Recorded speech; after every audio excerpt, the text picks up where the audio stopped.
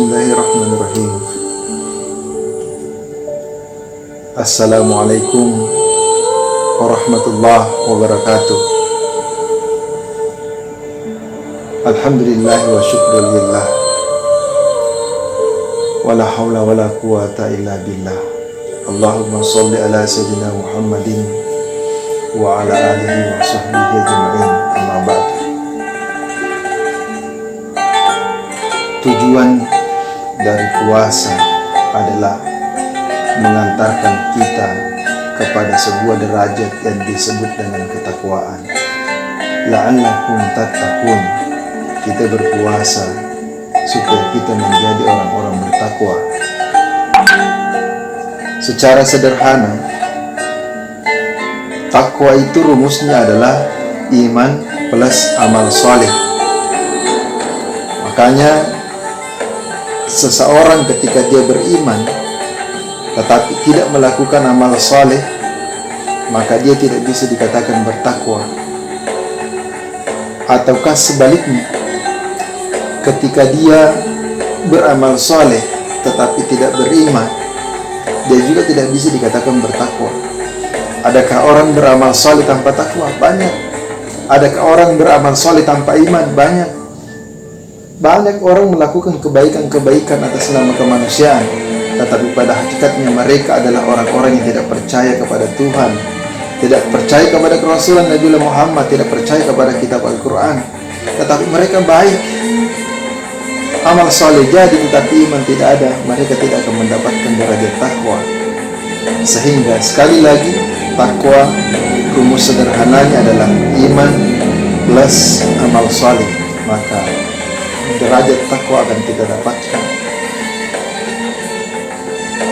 Bagaimana kita mengukur atau apa yang menjadi indikator seseorang bisa dikatakan bertakwa? Ini banyak dijelaskan oleh ustaz-ustaz kita. Bagaimana mereka menjelaskan takwa versus Al-Quran. Bagaimana mereka menjelaskan takwa versus hadis. Tetapi pada kali ini, untuk menjelaskan tentang indikator ketakwaan, saya akan menggunakan pendekatan lain, yaitu bagaimana Sayyidina Ali radhiyallahu anhu berbicara tentang ketakwaan ketika salah seorang sahabatnya bernama Amman bertanya kepada beliau, "Ya Amirul Mukminin, jelaskan kepada aku tentang takwa, ciri-ciri orang bertakwa sehingga seolah-olah ketika engkau menjelaskannya, aku melihat orang itu." Sayyidina Ali pada hakikatnya pada awalnya merasa enggan untuk kemudian menjelaskan sesuai dengan apa yang diminta oleh Amman. Tapi Amman terus mendesak. Akhirnya Sayyidina Ali memulai khutbahnya seperti ini. Amma ba'du. Sesungguhnya ketika Allah menciptakan makhluknya, Ia menciptakan mereka dalam keadaan tidak butuh akan ketaatan mereka dan tidak cemas akan pembangkangan mereka. Maksiat apapun yang dilakukan orang takkan menimbulkan suatu mudarat bagi Allah, sebagaimana ketaatan orang yang bagaimanapun juga takkan mendatangkan sedikit pun manfaat baginya. Dialah yang membagikan segala kebutuhan hidup mereka, dan Dia pula lah yang meletakkan masing-masing mereka di tempatnya di dalam dunia ini. Maka orang-orang yang bertakwa, merekalah manusia-manusia bijak bestari. Kebenaran merupakan inti ucapan mereka, kesederhanaan adalah pakaian mereka, dan kerendahan hati mengiringi gerak-gerak mereka. Mereka tundukkan pandangan mereka terhadap segala yang diharamkan oleh Allah, dan mereka gunakan pendengaran mereka hanya untuk mendengarkan ilmu yang berguna. Jiwa mereka selalu diliputi ketenangan dalam menghadapi cobaan, sama seperti dalam menerima kenikmatan. Dan sekiranya bukan karena kepastian ajal yang telah ditetapkan, niscaya ruh mereka takkan tinggal diam dalam jasad-jasad mereka walau hanya sekejap. baik disebabkan kerinduannya kepada pahala Allah ataukah ketakutannya akan hukuman-hukumannya. Begitu agungnya Sang Pencipta dalam hati mereka, sehingga apa saja selain Dia menjadi kecil sekali dalam pandangannya. Begitu kuatnya keyakinan mereka tentang surga, sehingga mereka rasakan kenikmatannya seolah-olah telah melihatnya. Dan begitu kuatnya keyakinan mereka tentang neraka, sehingga mereka rasakan azabnya seakan telah menyaksikannya. Hati mereka selalu diliputi kehusyukan. Tak pernah orang mengkhawatirkan suatu gangguan dari diri mereka. Tubuh-tubuh mereka kurus kering. Kebutuhan-kebutuhan mereka amat sedikit. Jiwa mereka terjauhkan dari segala hal yang tidak patut. Mereka bersabar beberapa hari dan memperoleh kesenangan langgeng sebagai pengganti. Itulah perdagangan amat menguntungkan yang dimudahkan Allah bagi mereka. Dunia menghendaki mereka, namun mereka tidak menghendakinya. Ia menjadikan mereka sebagai tawanan, namun mereka berhasil menebus diri dan terlepas dari cengkeramannya. Di malam hari, mereka merapatkan kaki, seraya membaca bagian-bagian Al-Quran dengan memperindah bacaannya.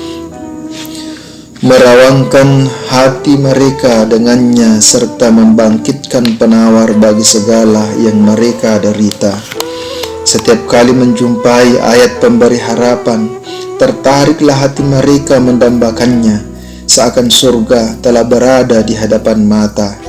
Dan bila melewati ayat pembawa ancaman, mereka hadapkan seluruh pendengaran hati kepadanya, seakan desir jahanam dan gelagatnya bersemayam dalam dasar telinga mereka. Mereka senantiasa membungkukkan punggung, meletakkan dahi dan telapak tangan, merapatkan lutut dan ujung jari dengan tanah, memohon beriba-iba kepada Allah agar dibebaskan dari murkanya. Adapun di siang hari, merekalah orang-orang yang penuh kemurahan hati, berilmu, berbakti dan bertakwa. Ketakutan kepada Tuhan membuat langsingnya tubuh mereka.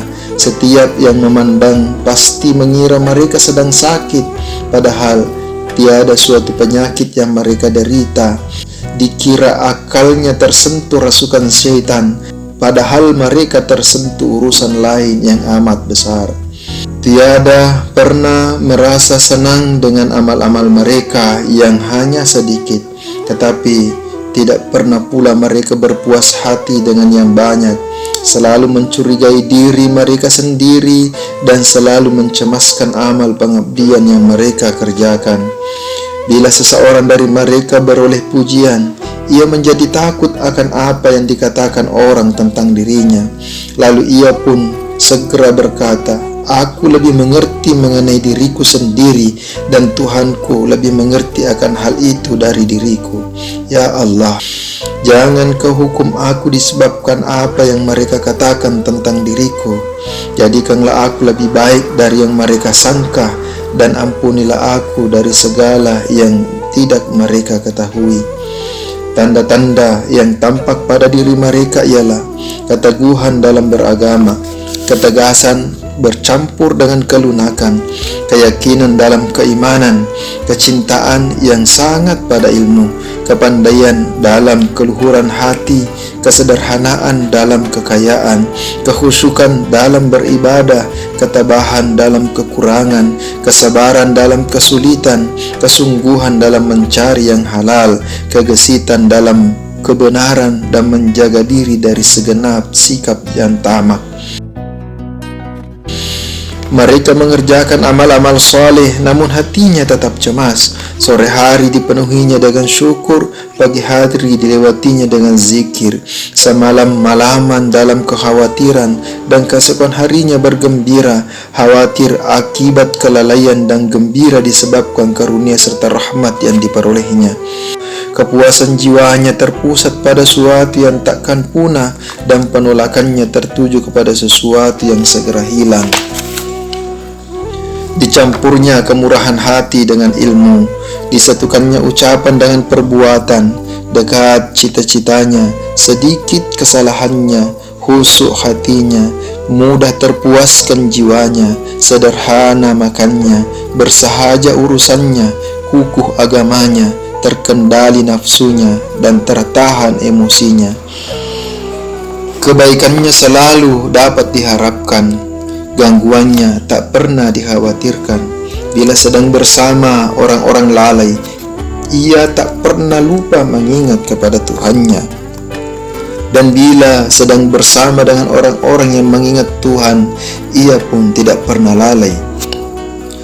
Dia memaafkan siapapun yang telah menzaliminya, memberi kepada siapa yang menolak untuk memberikan kepadanya, menghubungi siapa yang memutuskan hubungan dengannya, jauh dari perkataan keji, lemah lembut ucapannya, tak pernah terlihat kemungkarannya, selalu hadir kebajikannya, dekat sekali kebaikannya, jauh sekali keburukannya, tenang selalu walaupun dalam bencana yang mengguncang, sabar menghadapi segala kesulitan, bersyukur dalam kemakmuran, pantang berbuat aniaya meski terhadap siapapun yang ia benci, tak bersedia berbuat dosa walaupun demi menyenangkan orang yang ia cinta, segera mengaku yang benar sebelum dihadapkan kepada kesaksian-kesaksian orang lain.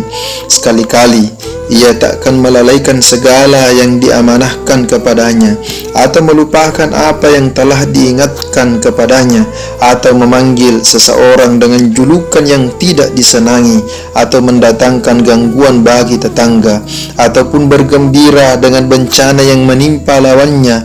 Ia takkan masuk ke dalam kebatilan ataupun keluar dari kebenaran. Bila berdiam diri, tak merasa risau karenanya. Bila tertawa, suaranya tak terdengar meninggi. Dan bila terlanggar haknya, ia tetap bersabar sehingga Allah lah yang akan membalaskan baginya. Dirinya kepayahan menghadapi ulahnya sendiri, sedangkan manusia lainnya tak pernah terganggu sedikit pun olehnya. Ia melelahkan diri sendiri demi akhiratnya dan menyelamatkan manusia sekitarnya dari gangguan dirinya. Kejauhannya dari siapa yang ia jauhi disebabkan oleh sifat suhud dan kebersihan jiwanya.